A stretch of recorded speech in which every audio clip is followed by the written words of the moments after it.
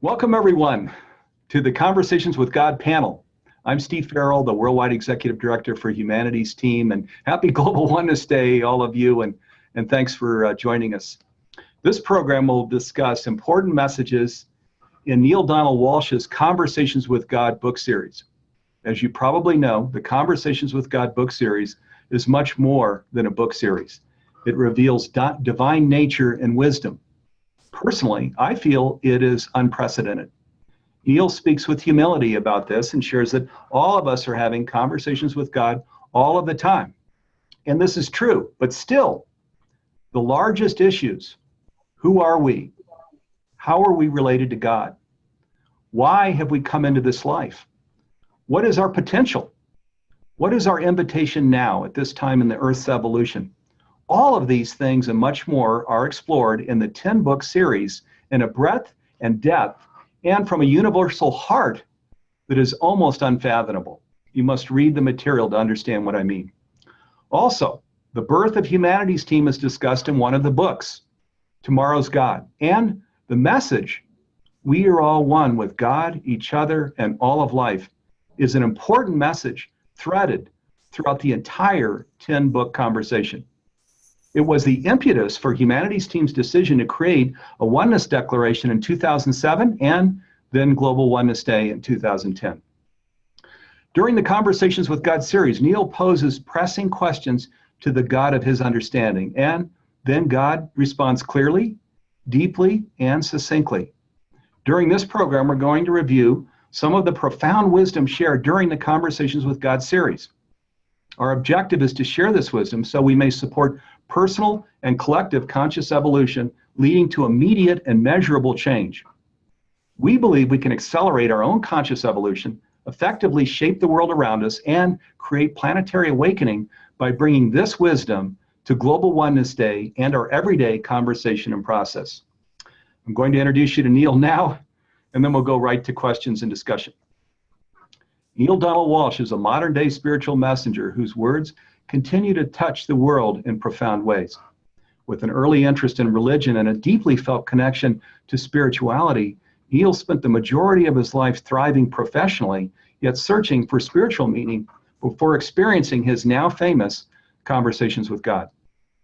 The Conversations with God series of books that emerged from those encounters has been translated into 37 languages, touching millions of lives and inspiring important changes in their lives on a day-to-day basis. And welcome to Global Oneness Day, Neale. Great to have you with us. Thank you, Steve. It's lovely to be here with you. I appreciate the invitation and the opportunity. Okay, and once again, I'm truly excited about this program. I believe it will make a substantial contribution to Global Oneness Day 2019. We've got a lot of ground to cover, so let's jump right in. And Neale, for those new to the message that we are all one, how might you describe this, and how is a person related to God? Is there a metaphor that you use that helps people to visualize this better?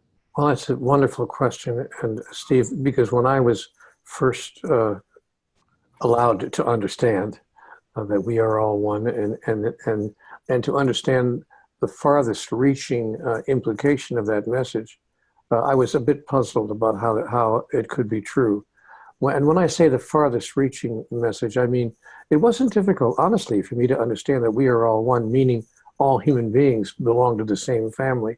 That was reachable by my mind. But when I realized that the implication was not only are we one with each other, but that we are all one with God, then I had a little bit of a struggle with allowing myself to understand that God and we are the same thing, that we are all one. In that sense, it was a much larger implication. Then God said, well, see if you can understand if I give you a little metaphor. She said, imagine that you are a wave on the ocean, and give yourself permission to see yourself as that wave. Can you do that now? And I said, yes. And so I was visualizing myself as a wave on the ocean.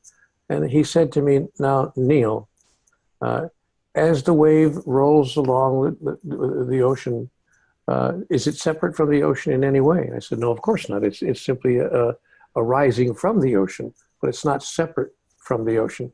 It's not anything other than the ocean. It's simply the ocean in individuated form, in the form of this particular wave. God said, ah, good. Now you get it. That's all you have to understand. And when the wave is complete with its particular manifestation, its particular expression, the wonderful expression, by the way, the powerful and beautiful expression of a wave on the ocean, when that expression is complete, it recedes back into the ocean itself, does it not? And I said, yes, that's exactly what I see happening in my mind's eye. And God said, and that's exactly the metaphor I want you to understand. Translate that into a spiritual principle, and you will understand all you need to understand. You are a wave on the ocean of divinity. So she said, go out there and make waves. Oh, man, that's what we're doing here on Global Oneness Day. So beautiful. Thank you, Neale. So then how can we awaken to the power and the glory of being divine, divinity expressed, and not just bestowed, and godliness experienced, and not just understood? Well, I think the most powerful way I know of is to cause another to experience themselves in that way. I was told in conversations with God, anything that you wish to experience in your own life, be the cause of another experiencing it in their life. And that which flows through you sticks to you. So if you want to experience the wonder and the glory and the majesty of your true identity as an aspect and an individuation of divinity, cause another to experience precisely the same thing. Move through your life and allow everyone who you see, everyone your eyes light upon, allow them to become clear through you of who they really are. See the majesty and the glory and the wonder of them, and you will see the same thing in yourself. And there was a great teacher several thousand years ago who said basically the same thing, only much more beautifully, I thought. He said, do unto others as you would have it done unto you. And that's the principle, the metaphysical principle in a nutshell. And by the way, I want to notice that that's just about what every spiritual mentor and teacher through the years has done. They have moved through the world and seen others as an aspect of the majesty and the glory and the wonder of God. And that's been, in fact, their life work. Wow. Beautiful, wonderful invitation in that. So Neale, what process do you recommend for creating connection through stillness and communing with the divine within you? One of the messages that comes through again and again, and you threaded through the book series, is if you don't go within, you go without. The method that I use is, in fact, going within. It's just that. And there are several ways to do that. One of the ways that I love is what I call a stopping meditation. That is, I stop everything I'm doing for 10 seconds. And it's an easy thing. I'm not really, I have to be honest. Some people get really sad when they hear me say this because they see me as a certain kind of person who gets up in the morning, at 3:30 or 4:30 in the morning every day and meditates for an hour and a half or whatever. I don't do that, actually. I don't have the patience for it. I never really developed the ability to have those long-term meditations. But then God said to me, Neale, I got a special one just for you. 6 times a day. I want you to do this 6 times a day. Stop everything you're doing for 10 seconds. Even in the middle of a sentence sometimes. Just stop whatever you're up to and give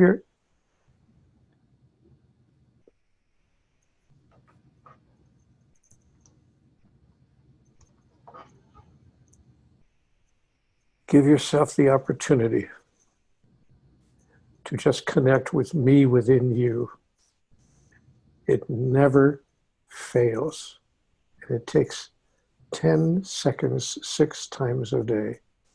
And the very act of stopping what you're doing, all the busyness, all the stuff that you think that life is supposed to be about, all the imaginary to-dos on your to-do list, it all melts away.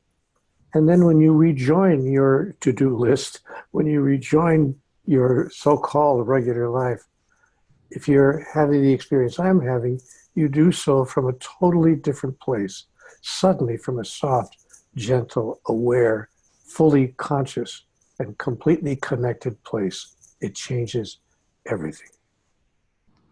Wow, beautiful. Yeah, thanks for bringing that experiential process in, Neale. That's such a great reminder and such a great moment. It's 1 minute a day. 10 seconds, 6 times a day. It's 1 minute a day. One day I'm going to write a book, 1 minute a day, because that's what we're talking about here. It doesn't have to be a big ordeal or a big process. It takes as long as you saw it take right here. And really, you can do it on the street. If you're walking on the street, just stop and just look away, and no one has to even know what you're doing. It's that. Don't do it while you're driving. I wouldn't suggest you do it behind the wheel, but almost any other place you can do that. I also wouldn't do it when your wife is talking to you. That would not be a good idea. With those two exceptions, give yourself permission to use this. You'll find it to be a very powerful tool. Okay, beautiful. Neale, can you talk about creating a breathtaking life experience around the most glorious idea you have about yourself and your destiny for the future? I'm not quite sure what it is that I'm wanting to say there. And we could even tie it into, we're going to talk about the 5 steps to peace here in a moment, but that 5th step, live as the grandest version of the greatest vision that you've ever had about yourself. I ask myself every day, what am I doing here? Why am I here? And when I begin to understand why I'm here and what I'm doing here has nothing to do with the ordinary things of life, which I just alluded to a minute ago. It's not about get the guy, get the girl, get the car, get the job, get the house, get the spouse, get the better car, get the better job. Excuse me. It's not about any of that. Those are the outpicturings. Those are the tools we can use to express what life really is about. But for me, when I answer the first question, who am I and what am I doing here? I see that I've come here to express and to experience the grandest notion I ever had about myself. So I want to ask people who are watching this right now a simple question. What would change, if anything? Maybe the answer is nothing. But what would change, if anything, in what you are thinking, saying, and doing if you thought that everyone else in the world, the whole world, was going to imitate you right now? Supposing that the whole world was going to imitate you tomorrow, what you're thinking, saying, and doing today, would that change in any way what you choose to say and do, and even what you choose to think? And supposing that you chose the highest idea you ever had about who you are, what if the grandest notion you ever had about you and about life and about God were all true? What if you could rely on the fact that, in fact, your highest idea about everything is true? And what if you stepped into the living of that with every word that proceeded from your mouth, with every thought that ran through your mind, that you allowed yourself to hold there? I'm not talking about random thoughts that just run through, but I mean thoughts that you hold there in the form of what I call beliefs. And what if every action that you undertook was being measured by you, not by anybody else? Nobody is judging you, but being measured by you with that yardstick. Is this what divinity would do if I, in fact, was a demonstration of divinity?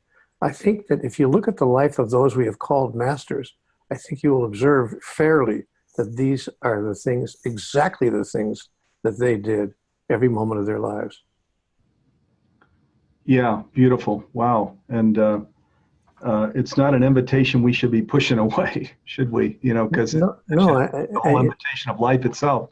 And what's interesting, Steve, is that as soon as you decide to embrace that way of living, to accept that invitation to the degree that it's possible to do so, and by the way, don't forget we're all human and divine at the same time. So don't expect yourself tomorrow to be walking on water and to be a walking saint. But give yourself permission to go to the highest place you can imagine yourself being in. And the remarkable implication of that I've discovered in my life is that as soon as you make that decision, make that commitment, life will bring you extraordinary opportunities with which to do it. You'll be just, maybe you say that morning, I'm going to try this just for this morning. And then let's say one of your tasks this morning is to make a quick run to the grocery store and pick up a few things for the house. So there you are in the grocery store, and suddenly the opportunity to be and to demonstrate your highest thought about yourself, that you are divinity expressed in physical human form, suddenly an opportunity to express in that way arises. I can't even describe, it could be any one of 100 ways that it arises, but you will discover that the store has been waiting for you all morning to show up to give you an opportunity to experience that scenario. And you'll come home and you'll say to your family members, you're not going to believe what just happened to me at the grocery store. And if you're really observant, you'll be very clear that all of those events were generated by an idea you held about what you're doing here and who you are.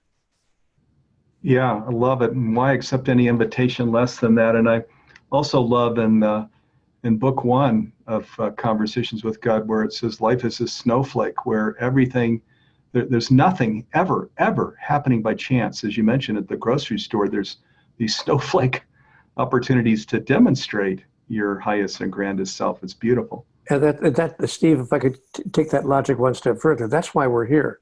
See, we're not here by happenstance. We didn't come here to the earth by accident. This is not a coincidence.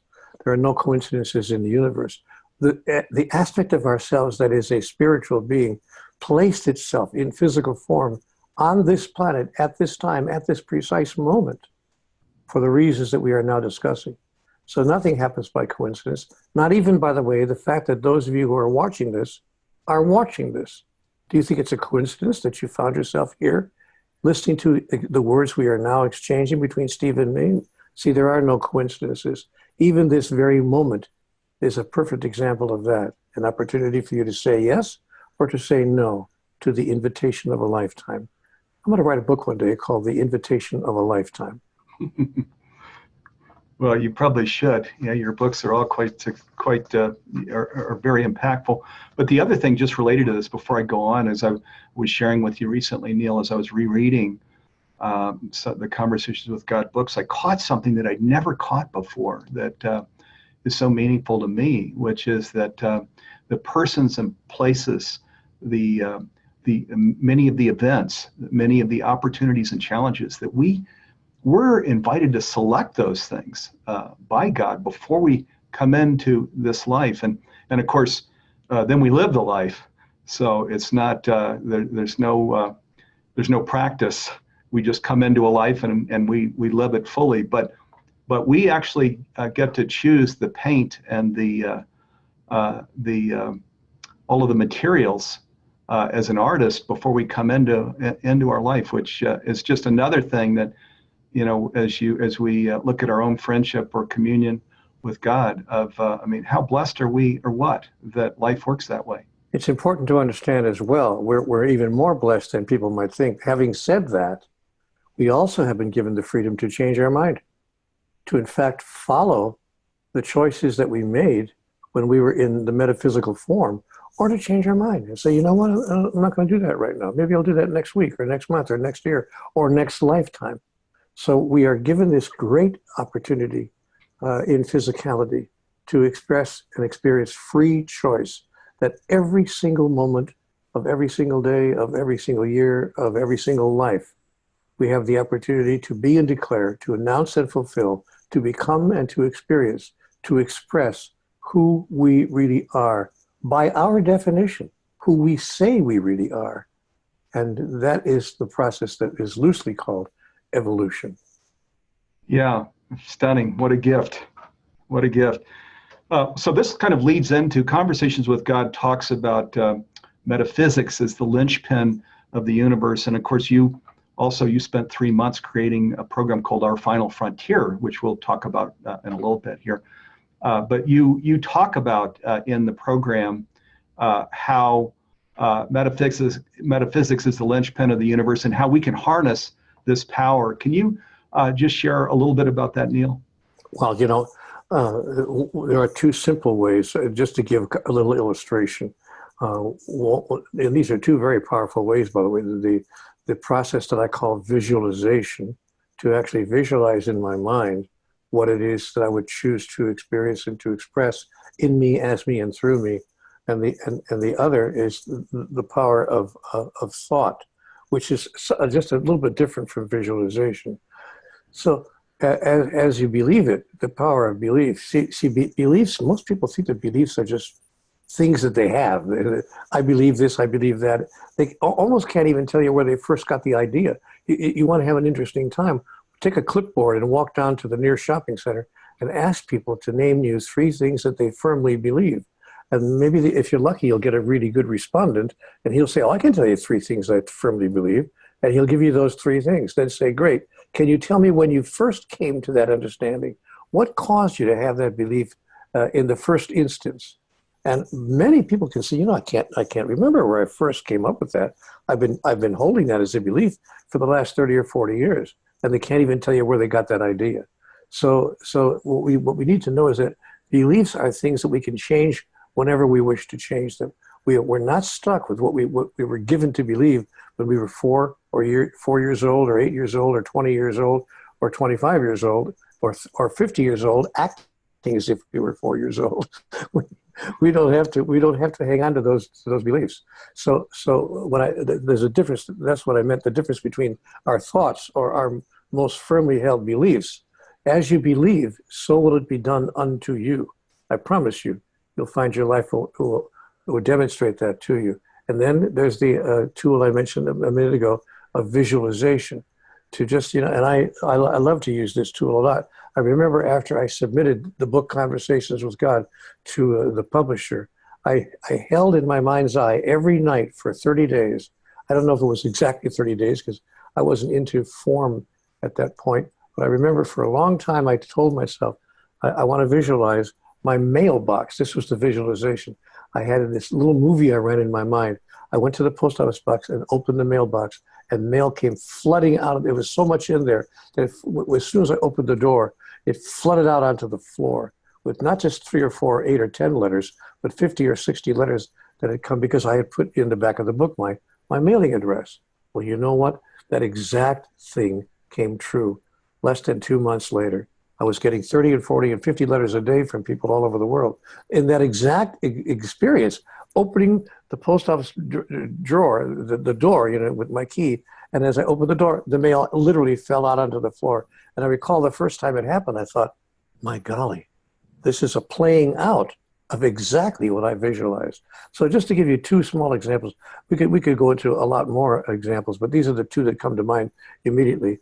Your thoughts or your beliefs and the power of visualization are 2 metaphysical tools that you could use on a consistent basis every day of your life. But be careful, because don't be surprised if in about 60 days, nothing's going to change tomorrow morning, but in my experience, but in about 60 days or so, you're going to find that you've learned how to work with the energetics of life at the level of energetics, and that can change everything. Yes, it can. Yeah. Wow. Beautiful. Thanks for giving those examples, Neale. And I met you back in the late 90s, so I remember that when I'm sure that you still have mail streaming in, but it was. This works great, by the way, in relationships. I just wanted to add this because my mind was telling me to say this. If you're in a relationship and it's not going quite as well as you'd like, you're still very much in love, and it's not, but maybe you've got a little rough patch and things haven't been going as well as you'd like the past several days or the past several weeks.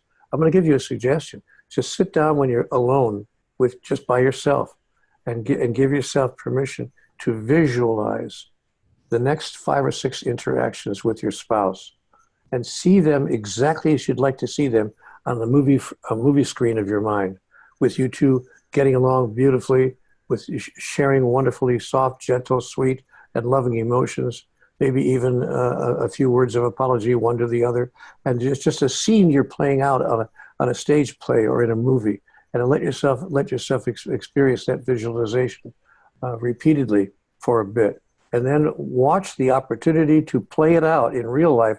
Watch that opportunity arise before the week goes by, and you'll find that this can do wonders in your personal relationships, not just your romantic relationships, your relationships with your boss, your friends, your associates, your business partners.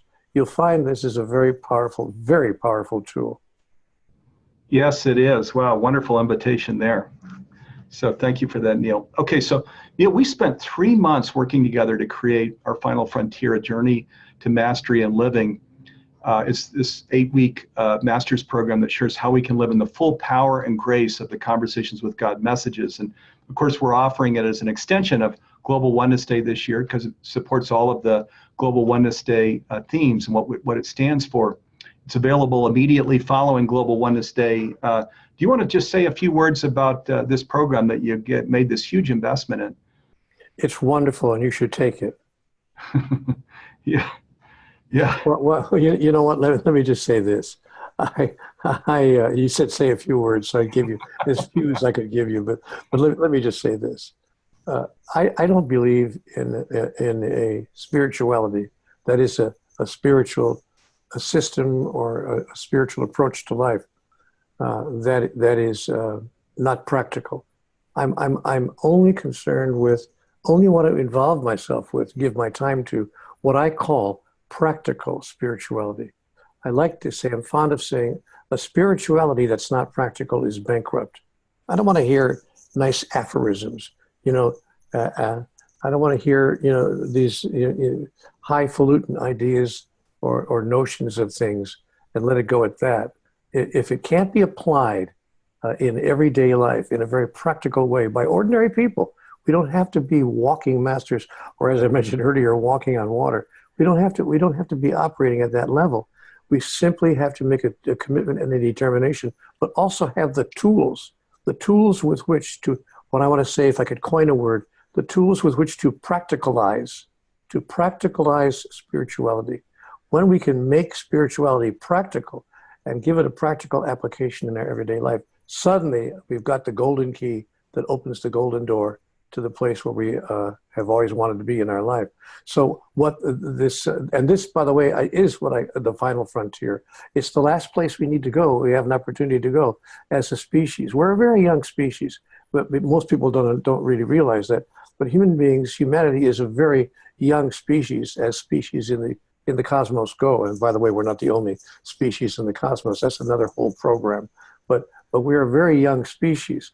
And what we are having an opportunity to do now is to cross the final frontier. We've made extraordinary advances in science, incredible, breathtaking, miraculous advances in medicine, extraordinary advances even in technology. This program you're watching right now is an example of the advance in technology. This what we're experiencing right here, right now in this moment, would not have been possible when I was 20 years old or 30 years old or even 40 years old.